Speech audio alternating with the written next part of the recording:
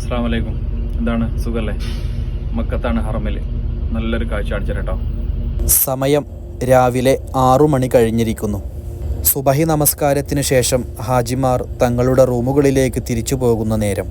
Mecca ഹറമിലെ clock ടവറിൻ്റെ പുറകുവശം Ajyad മസാഫിയിലെ പാലത്തിന് മുകളിലാണ് ഞാൻ നിൽക്കുന്നത്. പാലത്തിന് മുകളിൽ നിന്ന് ക്ലോക്ക് ടവറിലേക്കുള്ള ഒരു കാഴ്ച അതിമനോഹരമാണ്. ഓരോ നമസ്കാരത്തിനും വേണ്ടി ഹറമിൽ പോയി തിരിച്ചു വരുന്ന ഹാജിമാരെ കാത്തു കഴിയുന്ന തെരുവു കച്ചവടക്കാരുടെ ഒരു നിര തന്നെ ഇവിടെയുണ്ട്. നിയമപരമല്ലാതെ പോലീസുകാരെ പേടിച്ച് കച്ചവടം ചെയ്യുന്നവരാണ് ഇവരിൽ ഭൂരിഭാഗവും. മസാഫിയിലുള്ള മറ്റൊരു ഗംഭീരമായ കാഴ്ചയാണ് അറബിയിൽ നഫഖ് എന്ന് പറയുന്ന ഈ 2 ടണലുകൾ. മക്ക ഹറമിലെ ടണലുകളിൽ വെച്ച് ഏറ്റവും നീളം കൂടിയ 2 ടണലുകൾ. ഏകദേശം 3 കിലോമീറ്ററിനോളം ദൈർഘ്യമുള്ളതാണ് ഇവ രണ്ടും. ഇവിടെ നിന്ന് ഹറമിലേക്കുള്ള ഒരു വീക്ഷണം അതിഗംഭീരമാണ്.